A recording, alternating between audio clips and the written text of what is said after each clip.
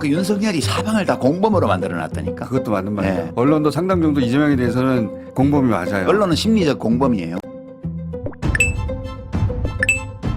이재명 대표께서 속 시원하게 조선일보 참교육을 준비 중이십니다. 그리고 뒤에서는 이 언론들의 심각한 문제와 개혁 방법에 대해 보고드립니다. 먼저 이재명 대표 페이스북 전문 그대로 보고드립니다. 조선일보 보도의 오류 시정을 바랍니다. 이재명 오락가락한다며 비판하는 조선일보 기사 본문에 이런 부분이 있습니다. 이재명 대표는 전국민 25만원 지원금을 두고도 추경 통과를 위해선 포기하겠다고 했지만 사흘 뒤 발표한 추경안에 다시 포함시켰다. 1. 먼저 저는 추경 통과를 위해선 포기하겠다고 말한 적 없습니다. 추경에 포함시켜야 하지만 이것 때문에 추경을 못할 상황이어서 부득이하다면 추경 합의를 위해 협상 과정에서 포기할 수 있다고 했을 뿐입니다. 조선일보 정도면 이 정도 말의 차이는 구분할 것입니다. 2. 심의 전에 제출한 추경 제안 내용과 제안을 기초로 협상을 하여 확정된 추경안은 당연히 다릅니다. 추경 통과를 위해 필요하다면 협상 과정에서 포기할 수도 있다는 입장을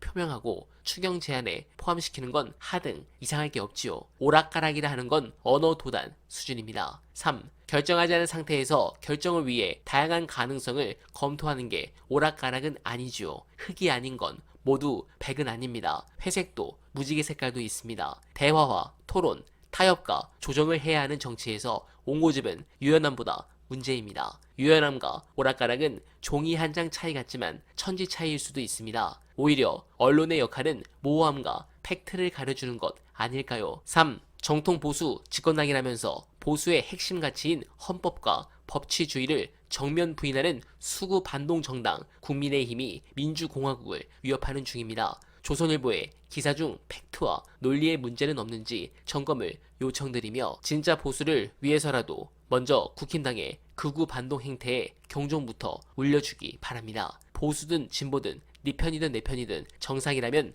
다 나라 잘 되자고 하는 일 아니겠습니까? 색안경을 끼고 한쪽 눈으로만 세상을 보지 마시다 라고 경고하셨는데 너무 속 시원합니다. 요즘 다시 이재명 대표께서 사이다 모드로 변하신 것 아닌가 싶은데 관련해서 언론들이 얼마나 썩었는지 또한 그들을 90일 뒤에 이재명 대표는 어떻게 참교육하실 것인지 영상 보시고 여러분들의 생각 댓글로 부탁드립니다. 언론은 사람들의 판단에 영향을 미쳐요. 그리고 민주주의를 지키는 데 중요한 제도이기 때문에 보호하지 않습니까? 근데 이 보호를 악용해가 민주주의를 훼손하는 가짜 뉴스를 내면 어떻게 해야 돼요? 없애야지. 그래서 제가 망할 정도의 징벌배상 제도를 반드시 도입해야 된다고 하는 거예요. 언론에 그동안 많이 시달렸잖아요. 저는 언론 엄청나게 때문에. 당했죠. 언론 개혁 문제는 가짜 뉴스를 내면 회사가 망한다. 이 생각이 들게 해주는 게 핵심입니다. 검찰 얘기도 하나 해야지. 그렇죠. 의심하는 사람도 많은데. 근데 검찰 문제도 역시 제가 개인적인 피해를 엄청나게 많이 입은 사람이잖아요. 그렇습니다. 조국 교수께서도 사실은 이제 선택적 정의에 당한 거죠. 이 원래 방치된 부정의, 그러니까 부정 상태를 방치하는 거하고 선택적 정의를 비교하면요, 선택적 정의가 더 나쁜 겁니다. 네. 근데 윤석열은 선택적 정의를 행사한 거예요. 골라가지고 팍 파가지고. 그렇죠. 그리고 언론 플레이 해가지고 마녀사냥했잖아요.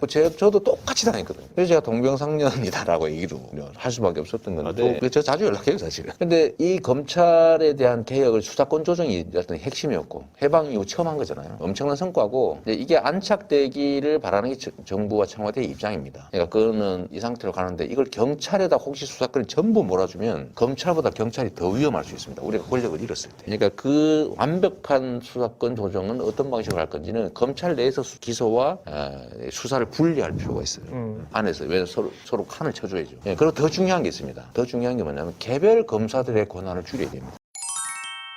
지금 대부분의 그 언론은 원래는 윤석열 편이었죠. 친윤이다가 지금 중립으로 왔어요. 근데 뭐와 뭐 사이에 중립으로 왔냐면 너무 불리하니까 중립을 위장하고 있는데 내란 세력과 민주주의를 지키려는 호헌 세력, 그러니까 헌법 체계를 지키려는 세력과 내란을 일으킨 세력 사이에 중립으로 왔어요. 은근히 내란 세력을 편드는 데도 많아. 네. 반쯤 걸치고 이 사람들은 일본이 쳐들어와도 일본 침략군과 일본 자위대와 우리 국군 사이에 중립지킬 사람들이고 에일리언이 쳐들어오면 에일리언과 지구인 사이에 호모사피엔스 사이에 중립지킬 사람들이야.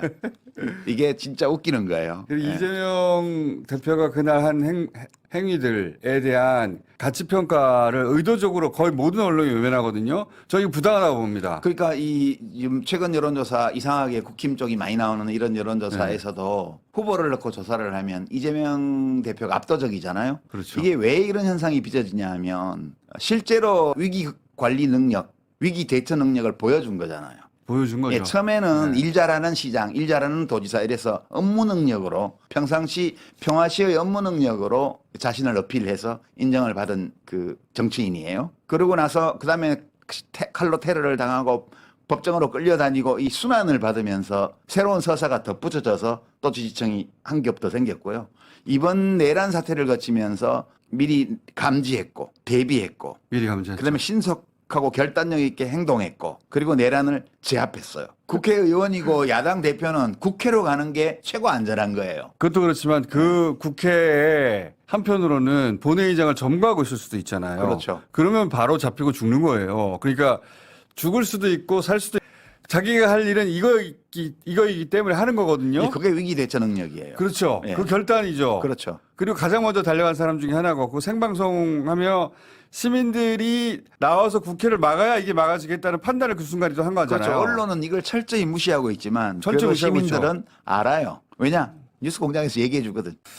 저는 그 언론의 여러 가지 행태 중에 그 직업적인 특성을 이해하는 그런 관점을 제가 평상시 유지하는데 그래 그럴 수 있어 그럴 수 있어. 근데 이재명 대표에 대한 태도는 대단히 비겁하고 야비해요. 그 윤석열이 사방을 다 공범으로 만들어 놨다니까. 그것도 맞는 말이에요. 네. 언론도 상당 정도 이재명에 대해서는 공범이 맞아요. 언론은 심리적 공범이에요. 네, 공감합니다. 이제 윤석열 파면은 점점 가까워지고 있습니다. 헌법재판소가 20일 윤석열 탄핵 심판 증인 신문을 모두 마치고 오는 25일 최종 변론 기일을 엽니다. 앞서 두 차례 대통령 탄핵 심판 결론이 최종 변론 뒤 각각 11일, 14일이 지나 나온 만큼 다음 달 중순까지는 윤회 파면 여부가 결정될 가능성이 높습니다. 또한 내란 사건 피의자들의 검찰 진술 조서를 통해 12.3 비상계엄의 위헌, 위법성은 충분히 인정됩니다. 헌재는 국가적 혼란과 위기 극복을 위해 신속히 윤회 파면을